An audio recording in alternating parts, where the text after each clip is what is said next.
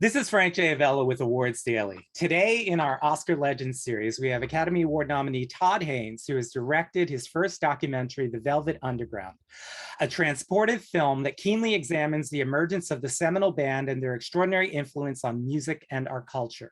We will also chat some about his remarkable cinematic output that includes Carol, Far From Heaven, Dark Waters, I'm Not There, and Velvet Goldmine. Welcome, Todd. Thank you, Frank. Look at your backdrop of all my films and many other films, and look at your awesome T-shirt.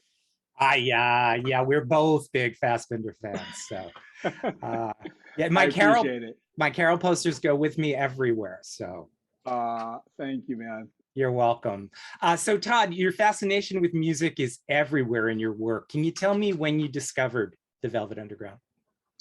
I discovered the Velvets. I didn't discover the Velvets until college.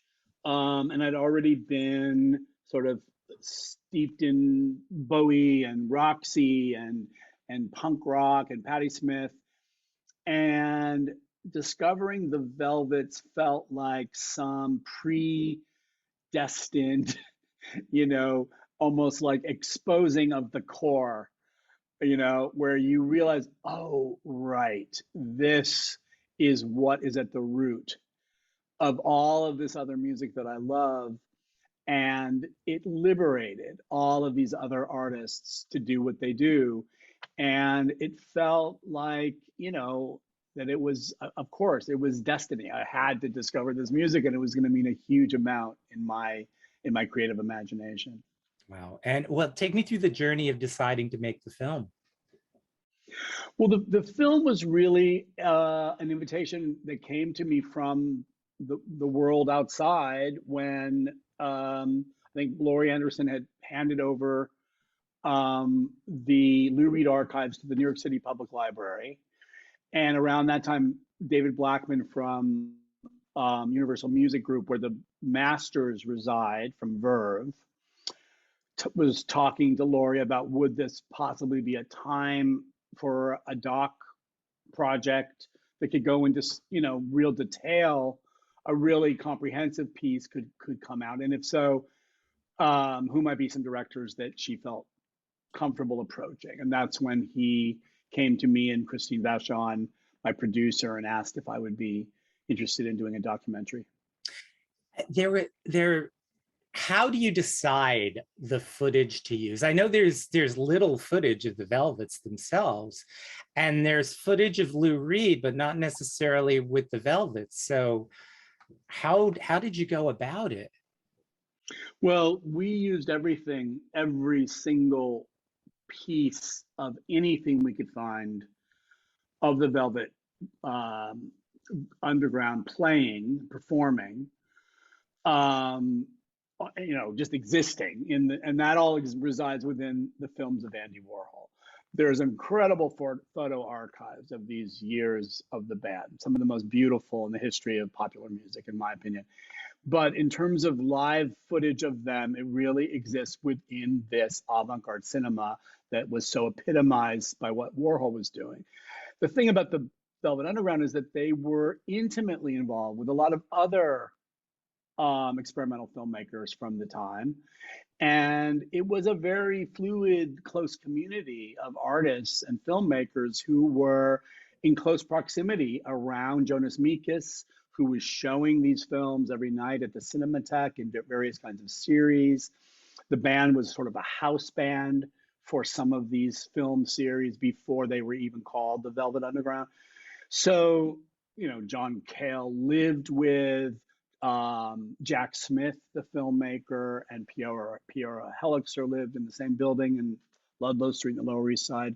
So there was this sense of constant exchange and swapping of ideas as all of these films were coming into being made. And so to me, it was the obvious way to depict the tenor of these times and the beauty and richness and diversity of the creative culture of New York at this time through the films. And this is a body of films. People know some of the Warhol films, but not in depth.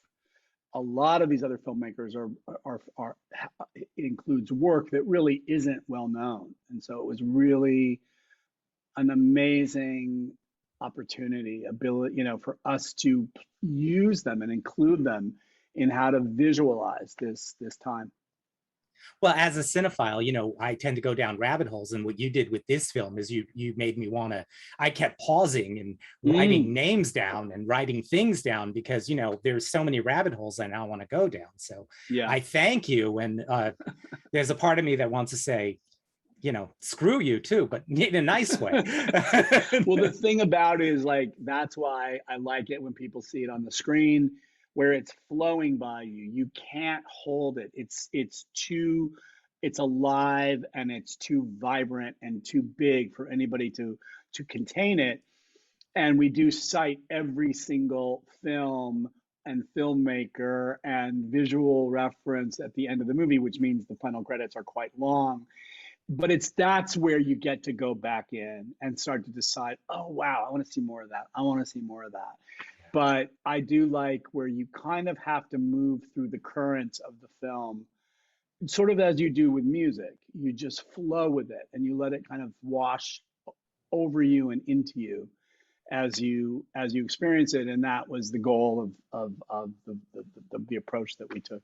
Well, I did see it on the big screen at the New York Film Festival the second time. So that awesome. was the experience. Yeah. Fantastic. I'm so glad you did. Yeah. Because also the sound is something you can't, no home theater that I know of is going to have sound of that impact. So that's a special part of seeing it on the screen. Yeah, no, nothing like it. And the band existed at a time where there was a convergence of different art and different artists in this climate that questioned the mainstream and convention. They helped pave this progressive road, and I feel like most of what they stood for would be totally misunderstood today. Well, no, I agree. I mean, I think what they stood for didn't necessarily have application that we more easily attribute to, like, a post-Stonewall idea of what gay culture became, where it was moving toward legislative and legal legitimization and rights, which are essential for any minority community. But this wasn't necessarily a political movement. This was an aesthetic movement.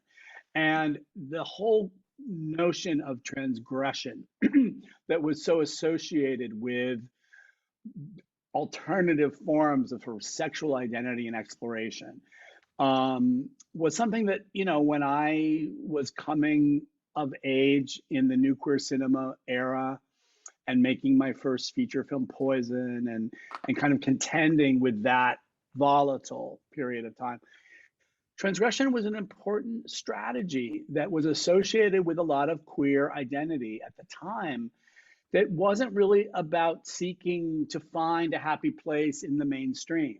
It was really about pushing back against the mainstream and saying, you know what, we stand as a critique of heteronormativity, of dominance, and all of these things.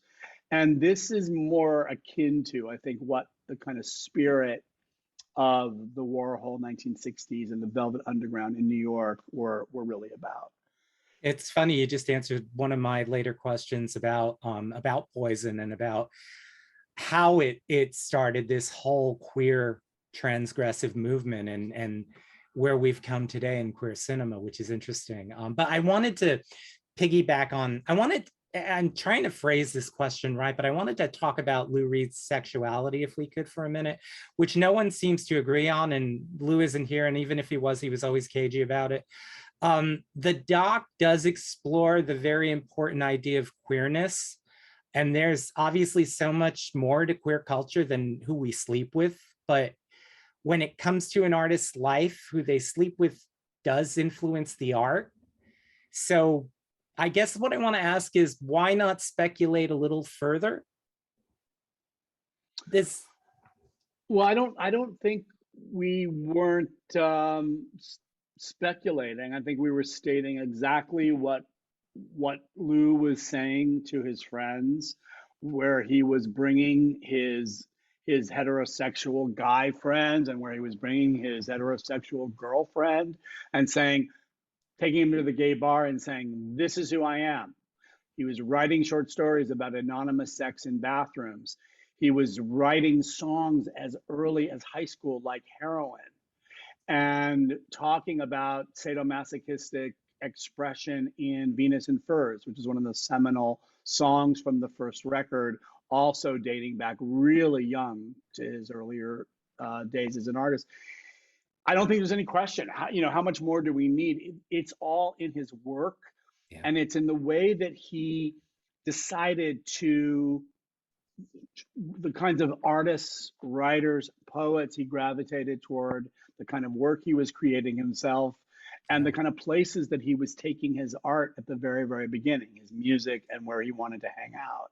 So short of us all being privy to what he's doing in bed every night, which you never can say about anybody, it's in the work. And I think that's all that we can ever expect to know about an artist, is what they put into their work and why. You're right. You're right. And it is about just experiencing the work. It's interesting because I was rewatching Velvet Goldmine, which is one of my favorite films. And of course, Brian Slade and Kurt Wilde were based on Bowie and Iggy and Lou Reed and Joe Bryant, who, thanks to you, I really got into a number of years ago. But what really struck me this time around is that you took things one step super further and gave us this 70s queer rock stars in this Tracy Hepburn relationship. Well, there's irony, but that never existed. There may have been rumors, but not any publicized romance. You know what I mean? Like I grew up in the 80s, but like in the 70s, we don't even have that now. So number one, thank you for that bit of fantasy, but where did that bold leap come from? Because for me, it was a bold leap.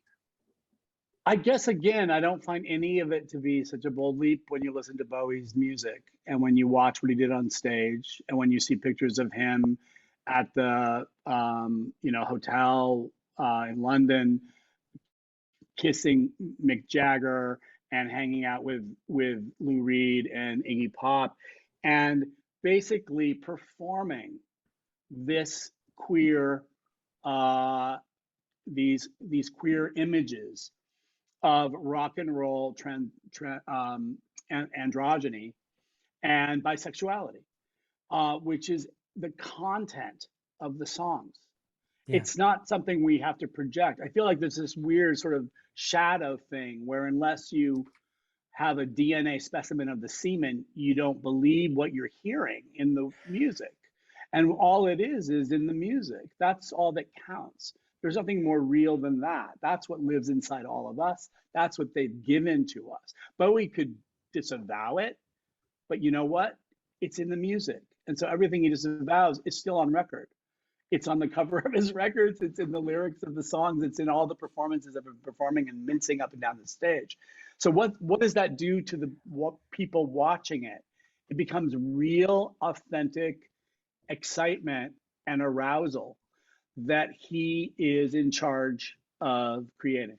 Well, right. It's the Christian Bale. Look, mom, dad, that's me. That's me. Yeah. Which, but like, see, for me, I don't ever remember having, that moment. And I guess I'm talking maybe a little bit more about mainstream. But an interesting thing about the Lou that we see in the doc and Brian Slade is that they're both so public. But they're both also so elusive. And I often say to my husband that you can never really know me because I can't really know myself.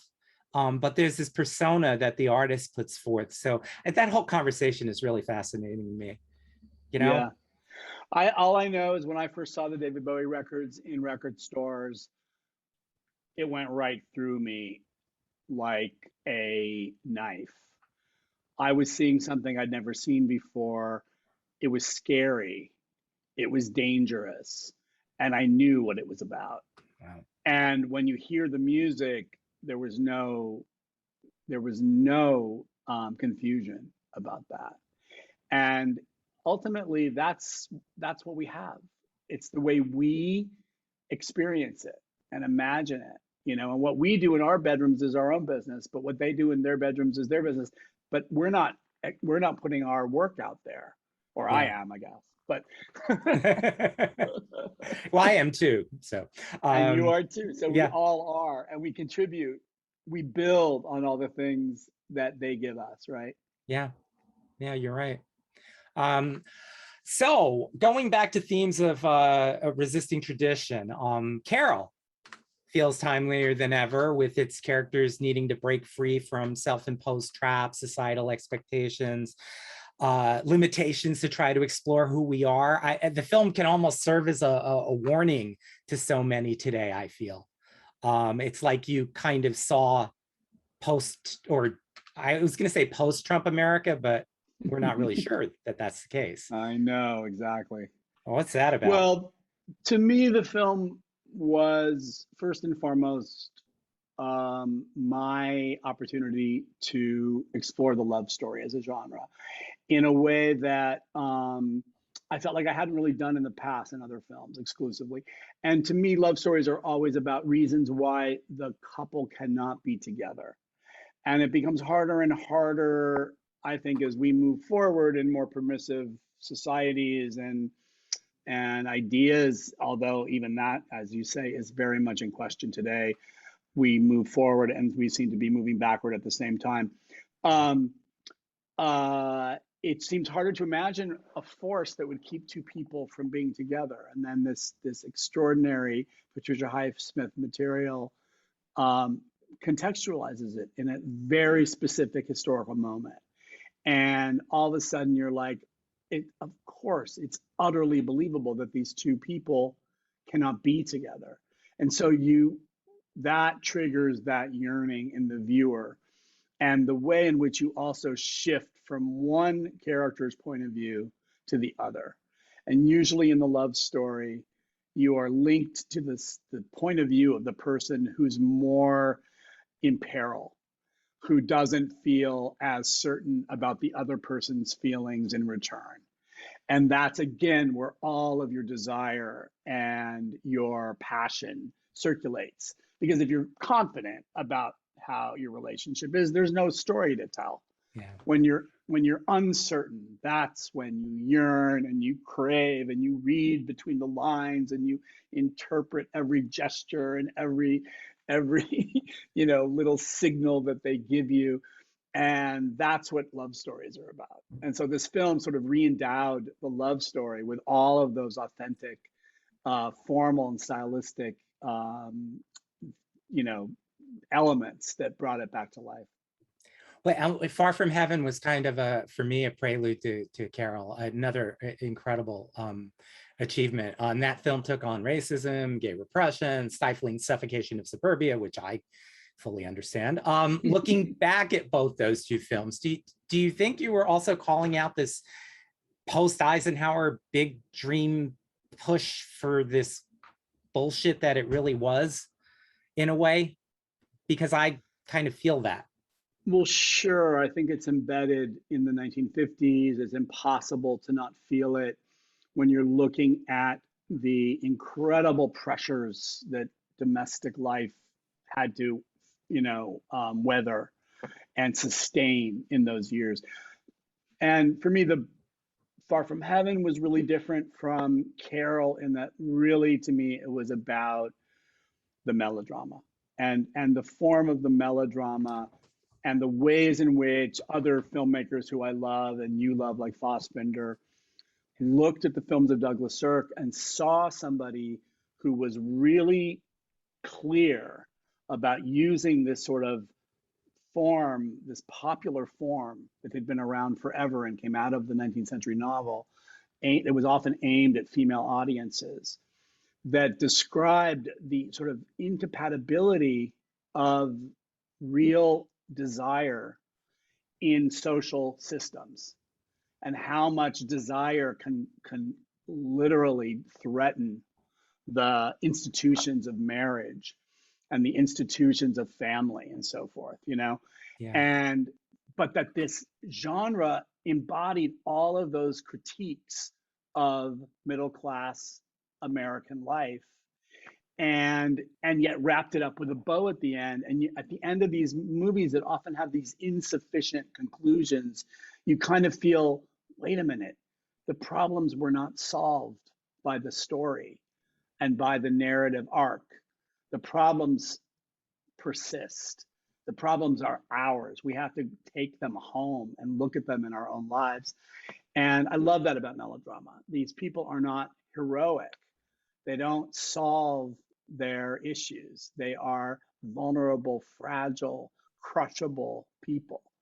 And I think most people are kind of crushable. We're not big, heroic action stars and superheroes. And that's the poignance to me of the melodrama, is it's so much about who we really are. I'm biting my tongue because I can talk to you about film forever. I'll ask you one final question. Your only Oscar nomination was for Far From Heaven for penning the screenplay, which feels really wrong. Do you think your work had too much of a queer sensibility for some Academy members? And maybe the documentary branch will be more perspicacious. I don't know how to answer that question. It's not what motivates me making films. I've always felt like I enjoyed a kind of position on the margins, even with a lot of successes I've had and a lot of incredible critical support that I've received over the years. And what's really interesting about my body of work is that my films have garnered these sort of discrete and different audiences per film. The audiences who love Safe are not the same audiences who love Carol. I mean, they might be, but for the most part, I know, I can tell when somebody comes up to me at the end of a Q&A, a live appearance, and they are like a Velvet Goldmine fan, right? And it's a very specific, and it's awesome to me. I just love it, but it's not necessarily the people who like I'm Not There, which is another film about music. So the films fall into these different categories also, and they're not necessarily consensus makers. But that's because I try to do something a little bit different in each one and challenge myself as a filmmaker each time. And at least the results are that it's garnered a lot of different, curiosity from a lot of different sectors of people. Well, that's one of the things I love most about your work. A huge Dark Waters fan here. Oh, it's one of my favorites. Yeah. Thank you. I'm so proud of it. Carol stands as, my favorite. I think it's one of the best films of the new millennium. So Todd, thank you so much for taking the time to speak to us. And thank you for the Velvet Underground. Thanks so much. It was great to talk. Likewise.